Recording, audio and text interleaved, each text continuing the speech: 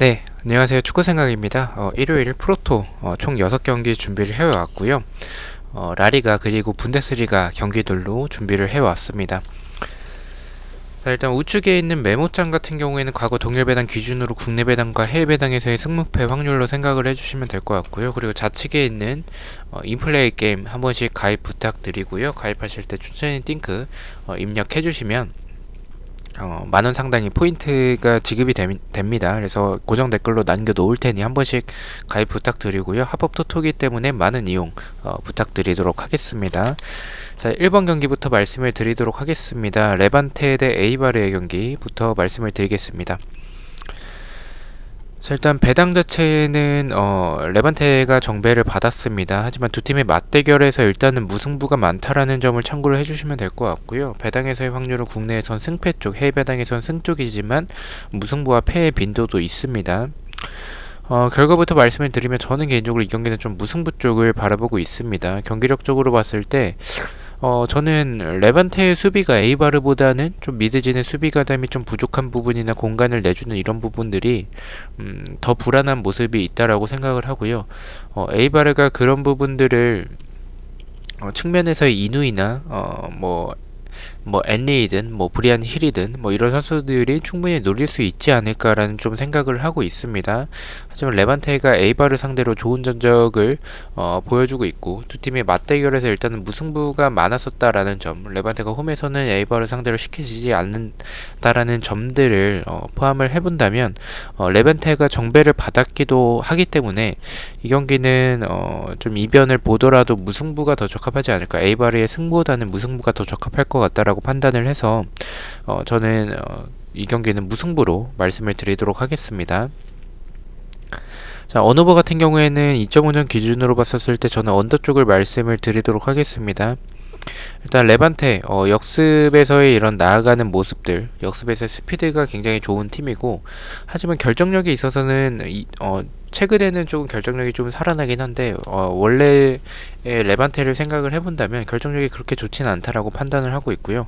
에이바르 역시 좀 많은 득점을 해나가는 팀은 아니기 때문에 측면에서 이런 모습들은 최근에 굉장히 좋긴 하지만 이 결정력 부분에서 굉장히 아쉬운 팀이라고 생각을 하고 있습니다. 이런 두 팀의 모습을 생각을 해본다면 저는 오버 쪽보다는 언더 쪽이 조금 더 적합하지 않을까라는 판단을 하고 있습니다. 언더 쪽을 말씀을 드리고요. 핸디캡 같은 경우에는 제가 무승부로 좀 이변을 바라보고 있죠. 그렇기 때문에 저는 핸디캡 패 쪽으로 레반테 핸디캡 패를 말씀을 드리도록 하겠습니다. 자, 2번 경기입니다. 아우크스부르크 대 슈투트가르트의 경기 말씀을 드리도록 하겠습니다. 일단 정배당을 슈투트가르트가 받았습니다. 일단은 슈투트가르트 자체가 원정에서 굉장히 좋은 전적을 보여주고 있습니다. 그래서 홈보다는 원정에서 좋은 모습을 보여주고 있는 슈투트가르트이기 때문에 슈투트가르트가 정배를 받지 않았나라는 생각을 하고 있고요. 배당적인 확률은 국내에선 비슷한 흐름을 보여주고 있고, 해외 배당에서는 패 쪽, 한마디로 슈투트가르트 승 쪽이 조금 더 많습니다. 이 경기 결과부터 말씀을 드리면 슈투트가르트의 승, 아우크스부르크의 패를 바라보고 있습니다. 그렇게 보는 이유는 아우크스부르크가 이번 시즌 역습이나 크로스, 세트피스 이런 부분들은 한방 자체는 있긴 있지만 결론적으로 그것을 마무리가 좀 제대로 이루어지지 않는 결정력에 있어서는 좀 아쉽다라는 생각이 들고요.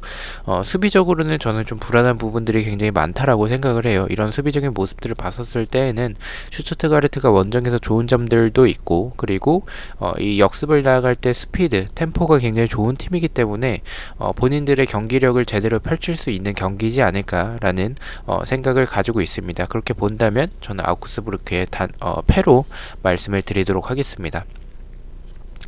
자, 언오버 같은 경우에는 2.5점 기준으로 봤었을 때 저는 오버 쪽을 말씀을 드리겠습니다. 일단은 아우크스부르크가 수비적으로 좀 불안한 부분들을 봤었을 때에는 이 경기는 좀 득점이 슈투트가르트가 많은 득점을 해나갈 수 있지 않을까라는 생각이 들고요. 슈투트가르트도 수비적으로 그렇게 단단한 팀은 아닙니다. 아우크스부르크가 어쨌든 역습이나 세트피스에서는 크로스 타겟팅 공격에서는 그래도 준수한 모습이 이번 시즌 좋지는 않더라도 최근에 경기력이 좋지는 않더라도 그런 부분들은 남아있는 팀이라고 생각을 하기 때문에 아우크스부르크 역시 좀 득점이 가능하지 않을까라는 생각을 가지고 있습니다. 그래서 저는 이 경기는 오버 쪽으로 말씀을 드리도록 하고요. 핸디캡 같은 경우에는 저는 이 경기에서는 핸디캡 무승부로 말씀을 드리겠습니다. 일단 슈투트가르트가 저는 개인적으로 이길 것 같다라고 생각을 하는 경기인데, 일단은 전체적인 모습들을 봤었을 때 슈투트가르트가 좀 많은 득점을 할 수는 있겠지만 역시 실점 역시 좀 많을 것 같아요. 그래서 이 경기는 좀 1점 차이로 간신히 이기는 경기가 되지 않을까라는 생각을 가지고 있어서 핸디캡 무승부로 말씀을 드리도록 하겠습니다. 자, 3번 경기입니다. 카디스 대 알라베스의 경기고요. 배당적인 확률은 국내와 해외 둘 다 일단은 승무 쪽, 한마디로 카디스 사이드를 가리키고 있습니다. 저는 개인적으로 이 경기는 뭐 상대 전적이 없어서 따로 참고를 할 만한 그런 경기는 아니지만 데이터적으로는 참고할 게 좀 없습니다. 하지만 저는 이 경기는 좀 무승부 쪽을 말씀을 드리고 싶고요. 이 경기는 데이터적인 부분보다는 경기력 위주로 좀 접근을 해봤는데, 카디스는 일단은 좀 수비적인 팀입니다. 이렇게 수비적으로 나온다면 알라베스 같은 경우에는 역습에서 굉장히 좋은 팀인데, 저는 개인적으로 봤을 때 카디스가 수비적으로 나와서 공간을 많이 내주지 않는다면 알라베스가 득점하기에는 좀 어려울 것 같다라는 생각이 있고요. 그리고 반대로 역시 카디스도 공격적으로 그렇게 기대를 할 만한 팀은 아니라고 생각을 하고 있습니다. 그런 두 팀의 경기력을 대입을 했었을 때에는 이 경기는 0대 0의 무승부도 나올 수 있지 않을까라는 생각을 가지고 있어서 무승부로 말씀을 드리고요. 어느 버 같은 경우에는 말씀드렸다시피 두 팀 다 많은 득점을 할 것 같다는 생각은 없습니다. 0대 0의 무승부도 나올 수가 있는 경기라고 생각을 하기 때문에 언더 쪽을 말씀을 드리도록 하겠습니다. 핸디캡 같은 경우에는 제가 무승부를 바라보고 있기 때문에 카디스의 핸디캡 패배, 알라베스의 플러스 핸디캡 승을 말씀을 드리도록 하겠습니다. 자, 4번 경기부터는 인플레이 게임에서는 앞서 보여드렸던 인플레이 게임에서는 24시간 기준으로 업데이트가 되기 때문에 아직 업데이트가 되지 않아서 새벽 경기여서 이 한글표를 보면서 말씀을 드리도록 하겠습니다. 아르미니 대 헤르타 베를린의 경기고요. 배당적인 확률은 국내에선 무승부와 패쪽, 해외 배당에서는 패쪽을 가리키고 있습니다. 사실 저는 개인적으로 이 경기는 조금 불안한 경기인 것 같아요. 왜냐면 저는 아르미니가 헤르타 베를린이 보여주는 이런 수비적으로 봤었을 때 공격적인 스쿼드는 굉장히 좋지만 수비적으로는 공간적인 부분이나 이런 굉장히 좀 라인도 좀 높은 편이고 굉장히 불안한 부분들이 좀 많다라고 생각을 합니다. 아르미니가 측면에서의 스피드가 굉장히 좋은 팀이기 때문에 이 경기는 좀 이변이 나올 가능성도 좀 높은 경기라고 생각을 해서 승무패 쪽은 많이 추천을 드리진 않습니다. 하지만 가신다면 저는 그래도 프로토에서는 이 경기를 좀 이변으로 가져가는 것보다는 아르미니의 패를 가져가는 게 조금 더 낫겠다라는 판단을 했습니다. 왜냐면 아르미니가 일단 이번 시즌 홈에서 일단 무승부가 없고 13경기째 무승부가 없습니다. 그런 데이터적인 부분을 참고를 해본다면 이 경기는 무승부보다는 승패로 좀 나눠질 경기인데, 어쨌든 헤르타 베를린이 스쿼드 자체가 굉장히 좋은 팀이어서 아르미니와 비교를 했었을 때는 아르미니의 승을 가져가기에는 좀 쉽지 않은 그런 경기라고 생각을 하고 있습니다. 그렇게 본다면 저는 아르미니의 패가 적합할 거라고 생각을 해서 패를 말씀을 드리고요. 어느 버 같은 경우에는 언더 쪽을 말씀을 드리겠습니다. 헤르타 베를린은 저는 개인적으로 좀 고전을 할 경기라고 생각을 합니다. 결정력도 조금은 아쉬운 부분이 있는 헤르타 베를린이라고 생각을 하고요. 저는 분명히 아르미니가 좀 수비적으로 나오고 역습 형태를 좀 노릴 것 같다는 그런 경기라고 생각을 하고 있기 때문에 아르미니가 조금 라인을 내렸을 때 헤르타 베를린이 공간이 없을 때 또 굉장히 약한 팀이기 때문에 좀 답답한 경기력을 보여줄 때가 좀 많았어서 그런 부분들을 생각을 해본다면 언더가 적합할 거라고 생각을 하고 있습니다. 핸디캡 같은 경우에는 헤르타가 이기더라도 좀 힘겹게 이기는 경기라고 생각을 하고 있어서 핸디캡 무승부 1점 차의 승리를 바라보고 있고요. 자, 5번 경기 말씀을 드리도록 하겠습니다. 엘체 대 헤타페의 경기고요. 배당적인 확률은 일단 승 쪽을 가리키고 있습니다. 저는 개인적으로 이 경기를 패 쪽으로 말씀을 드리겠습니다. 일단 저는 좀 이 경기는 무승부에 조금 더 가까운 경기지 않을까라고 생각을 했다가 지금 헤타페가 알라냐 선수 바르셀로나에서 임대 영입을 했고, 그리고 쿠보 선수를 임대 영입을 했습니다. 쿠보를 선발로 시키기보다는 아무래도 니옴 선수를 선발로 내세우고 쿠보가 이제 조커로 교체로 나오지 않을까라는 생각을 하고 있고요.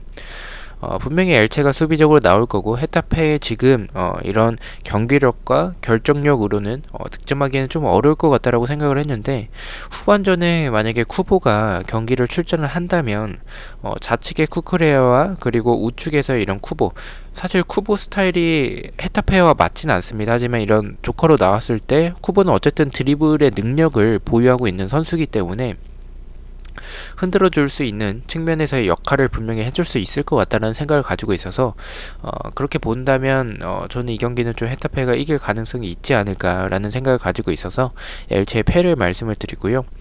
언어버 같은 경우에 이 경기도 좀 언더를 말씀을 드리겠습니다. 일단은 엘체가 수비적으로 나왔을 때 헤타페가 쿠보가 후반전에 교체로 투입되지 않는 이상 많은 득점을 해나갈 경기는 아니라고 생각을 합니다.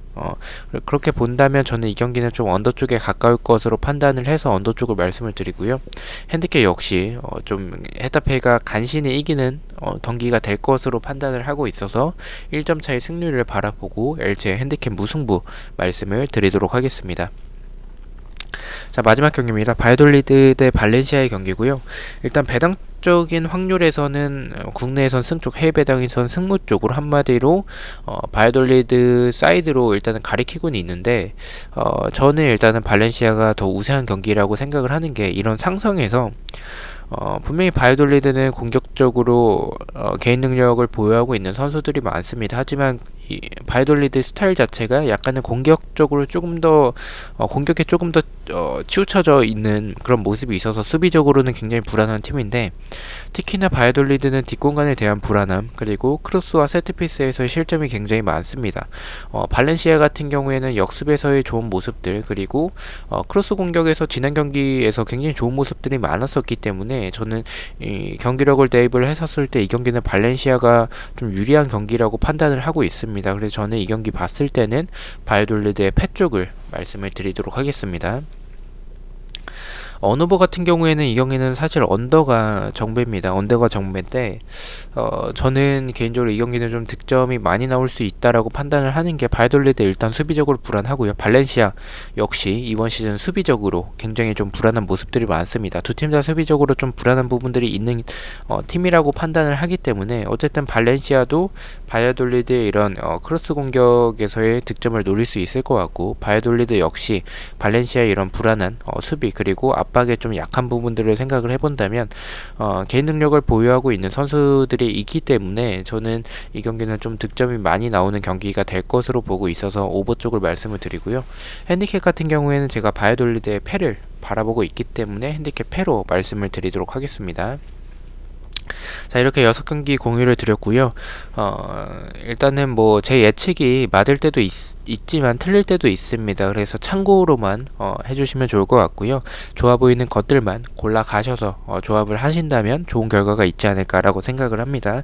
1번 경기부터 가장 추천을 드리는 픽을 말씀을 드리겠습니다. 1번 경기는 레반테의 언더를 가장 추천을 드리고요.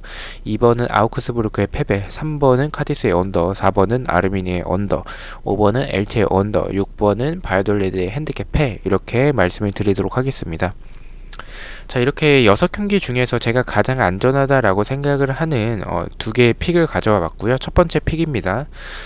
일단 첫 번째 픽에서 첫 번째 폴더는 카디스의 언더, 두 번째는 바이돌리드의 핸디캡 패 이렇게 바라보고 있고요. 가장 안전하다라고 생각을 하고 있습니다. 좌측이 배트맨이고 우측이 인플레이 게임입니다. 좌측의 배트맨에서는 이 카디스의 언더를 갔을 때 1.30 배당, 우측의 인플레이 게임에서는 카디스의 언더를 갔을 때 1.41 배당으로 0.1 정도의 배당이 더 높으신 것을 확인을 할 수가 있겠고요. 바이돌리드 같은 경우에는 경기 같은 경우에는 5시 새벽 5시 경기여서 인플레이 게임에서는 아직 업데이트가 되지 않아서 카디스의 언더만 이렇게 배팅을 해봤고요. 이렇게 배팅을 했었을 때 배당이 높기 때문에 저는 이용해 보시는 것을 추천을 드리고요. 두 번째 픽을 말씀을 드리겠습니다. 두 번째 픽은 아예 언어버 조합으로 가져가 봤습니다. 첫 번째는 레반테의 언더 가져가 봤고요. 두 번째는 아르미니의 언더, 세 번째도 엘체의 언더 이렇게 언더 조합으로 올언더로 이렇게 가봤는데 배당은 일단 3.7 배당 이렇게 배당을 책정이 됐습니다. 자, 일단은 좋은 결과 있으시길 기원을 하고요. 뭐 주말 마무리 잘 하시고 저는 월요일에 이제 다음 주 승무패 경기들로 그리고 프로토 경기들로 다시 찾아뵐 것 같습니다. 시청해 주셔서 너무나도 감사드리고 구독과 좋아요 너무나도 감사합니다. 감사합니다.